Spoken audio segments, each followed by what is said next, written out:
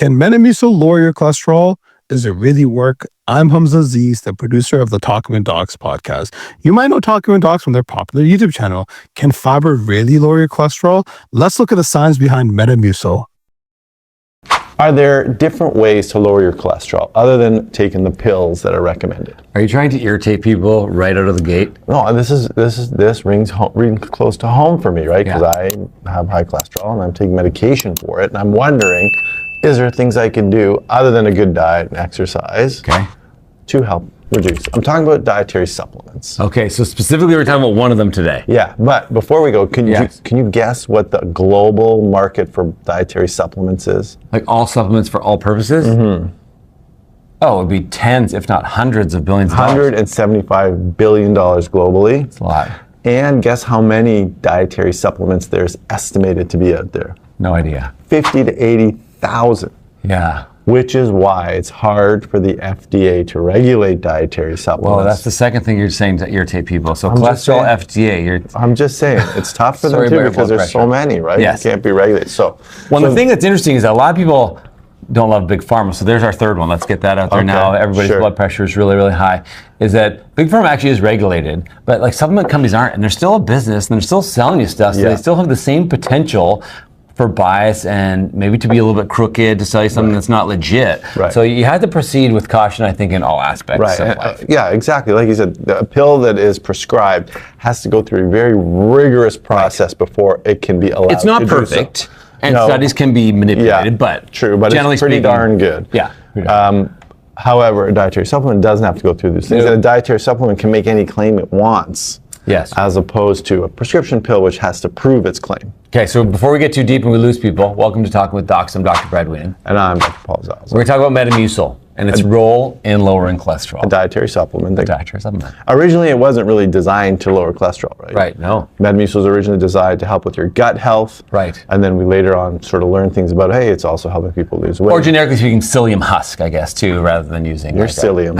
Yeah, with respect to cholesterol, I think there's three groups of people. Okay. So there's the first group who says, I recognize that cholesterol is bad for me. I accept current modern science, and I'll do anything to lower it, supplements, medications, whatever it takes. Group one. First one.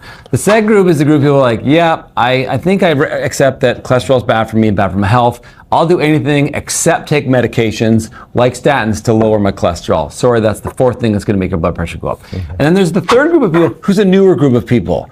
Part of, unfortunately, this divisive world that we live in, who say, I do not accept any of the past history and the countless randomized controlled trials that show cholesterol is bad for me. I think cholesterol is a non-issue. You people are focusing on the wrong thing.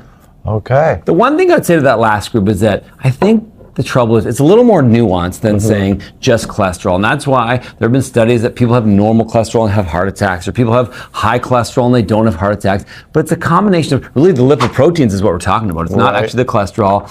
And there are ways to measure this, whether it's the size of the particle or ApoB, the little particles that are on the LDL. So there's a whole bunch of different ways to measure it. And I think some of that was lost in some of these trials. And that's why there are seemingly groups of people that have high cholesterol and don't have the problems. Right. But that's a way longer video, and we'd bring in 19 specialists that could discuss that later on. Right. So today we're going to talk about Psyllium Husk or Metamucil. A, is there any evidence that it can help you? And how does it even work? What does cholesterol do? So let's start at the beginning.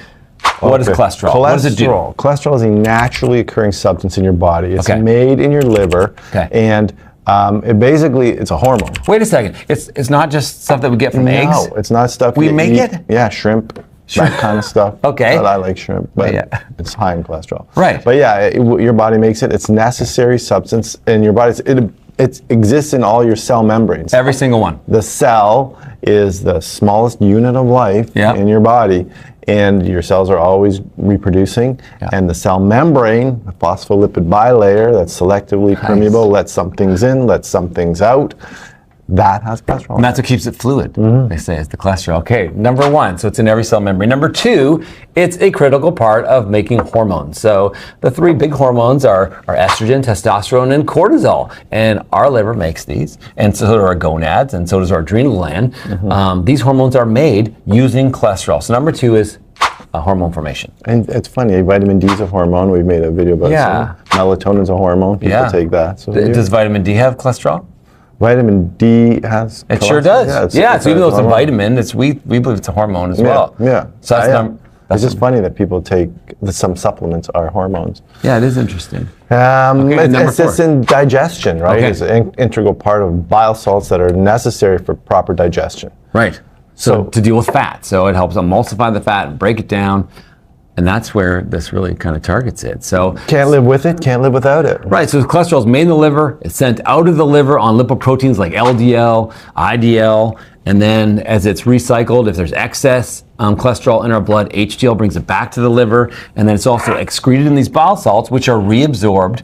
They're sent out in the first part of our small bowel called our duodenum, and then they're reabsorbed in the ileum, or the last part of our small bowel, as a way to recycle. They get sent back to the liver, and they either get broken down or re-excreted. Right, and so the thinking is, if your cholesterol, so specifically your LDL, is too high, yes, it is atherogenic. Right. Or it leads to atherosclerosis. Atherosclerosis is the hardening of those arteries and the plaques that build up in the arteries, which is bad, obviously, and really bad if we're talking about the arteries that supply the heart. And if you don't believe in that last statement, you can just swipe away from this video, because that's what this is about. Right. So there's different ways to tackle it. So we can either tackle the amount of dietary cholesterol certainly is debatable and probably plays a very small role in your actual LDL. But we can either tackle cholesterol synthesis or cholesterol excretion. Right, and reducing the reabsorption by excreting. Exactly right. I'd say diet.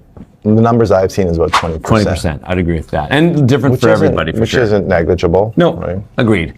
We don't need to eat any cholesterol. That's kind of the bottom line. Yeah. Okay, so sorry, bacon. So if you weren't going to tackle the synthesis, which is where a lot of the medications tackle, because a cholesterol is made from acetyl-CoA, and there's one specific enzyme, HMG-CoA reductase, where the statin class of medications work. So if you're not going to tackle the synthesis, after those bile salts are put into your colon, as they make their way down and are going to get reabsorbed, one way that you can reduce the amount of cholesterol in your body is by stopping that reabsorption. Right. So you excrete the cholesterol. Right, and the thought is that if you don't reabsorb it, then your body has an ability to sense the amount of cholesterol that you have and the amount of bile salts. So your liver says, hey, we're down on bile salts, let's make some more bile salts. So it takes the cholesterol out of the bloodstream, puts it into bile salts, sequesters it there, and then uses it later on. So you're essentially creating more and excreting more. Thereby lowering your blood level. levels. At the end of the day, hopefully the balance tips towards lowering blood levels. Right, so that's exactly the thought behind Psyllium Husk or Metamucil. So let's start at the beginning. How do you normally take this, Paul? Psyllium husk? Yeah. Well, it's available in a lot of plants and things, you know what I mean, seeds, different. Yep. You can definitely get psyllium from your dietary sources. Right. However, Metamucil is provided as a powder that you mix with a lot of water. Fair amount of water. Drink it. Try and drink it every day. Yeah. Doesn't taste great. Yeah. Actually, there's the orange. I think it actually tastes not bad. The orange flavored one? Yeah. Yeah, and there's a reduced sugar one too, because I think originally they had to try to make it palatable, so they added a bunch of sugar, which a lot of people were like, I don't want that. You're robbing Peter to pay Paul. Which you're okay with. I know. Okay, so when you take it, yes, lots of water, because it will bung you up. It makes this gel-like substance that latches onto these bile salts and trucks on down the rest of your colon, and then you excrete it. So does it bung you up, or does it promote sort of? No, it kind of becomes like a gel-like substance. Yeah, no, definitely does not bung you up. It actually facilitates bowel movements. I've never had Metamucil. How can someone with high cholesterol never tried it? Never tried it. Because we just made this video now. Okay, but I've told you about this before. Yeah. So I do not have high cholesterol, and I do take it regularly. I try to. It's, to be honest, for me, as I'm getting older, it's harder to manage my liquid content before I go to bed, because I don't want to drink a whole bunch of stuff right before bed and then have to get up to go to the bathroom. Yeah. Welcome to your 50s. And because of all the supplements, you don't have room for food at the end of the day when you've taken all this stuff. But I've heard that if you mix the Metamucil and leave it there, it does turn into a gel, which makes it not very appealing to ingest. I don't think you could ingest it if you left it for too long. You got to go quickly, and that does that in your body. Yeah. Actually, a side note about that too is that you should be careful, because it can bind to other things. So anything that is fat soluble, you don't want to take either an hour before or an hour after. So you want to time it a little bit. So including your meals. Yeah. Definitely, you're checking with your healthcare provider before you go on a regular dose 100%. Of this kind of stuff. Okay, so anything that we ever do or we talk about considering taking, we talk about the evidence. Is there any evidence, have there been randomized controlled trials in human beings that have shown there's benefit to taking Psyllium Husk or Metamucil to reduce your cholesterol? Yes. Okay, there's a lot of supplements that don't have randomized controlled trials to support their claims. Metamucil, which remember, wasn't originally designed with this claim, has subsequently been found. So it's a nice story. Yes. We didn't make it for this, but then later, not the Metamucil folk, but it just got discovered that, Metamucil or Psyllium husk can reduce your cholesterol. Not a ton, but it's at like 5%, 8%, even around that ballpark. And that's what the randomized controlled trials show, to the point where guidelines, actually, some guidelines do actually suggest it for lowering your cholesterol. It also can help your blood sugar, also can help your digestive tract, and those kind of things, more along the lines of what you would think, why it was designed, but as a matter of fact, there is good evidence to support cholesterol. Randomized controlled trials, meta-analyses that have shown, and the numbers are pretty, I'd agree, pretty stable in that 5 to 10%, sometimes even a little bit higher for total cholesterol, but 5 to 10% for LDL levels. For the bad stuff. Usually at a minimum period of 8 weeks, but some of the studies even ran out to as far as 6 months. And this controlled for other diet. They did have legitimate control groups that were taking either cellulose or some type of placebo, so they were still performing that and consuming the same diet. And a lot of them actually had people eat a heart-healthy diet for the first 8 weeks before, so that the people who were taking Metamucil weren't all of a sudden saying, oh, maybe I should eat better too, and kind of manipulating it that way. So they were on a prescribed diet so that everyone was kind of comparing apples to apples. Right. And there's been some evidence to show that taking it in conjunction with a statin. See how I whispered it there, not to upset our viewers? It's equally offensive to those people, regardless whether they whisper or I was yell hoping it. they didn't hear it. In combination with medications, it can actually have an additive effect for lowering, even making the cholesterol lowering ability of the medication even more. Yeah, there was one trial where they compared 20 milligrams of simvastatin to people that took Metamucil and 10 milligrams of simvastatin, and the results were equal. Simvastatin or rosuvastatin? I think it was simvastatin, yeah. So and so you reduce your medication in half, which a lot of people are like, hey, I'm happy to take as little as possible, but add the Metamucil to it, and then you cut your dose in half. Right.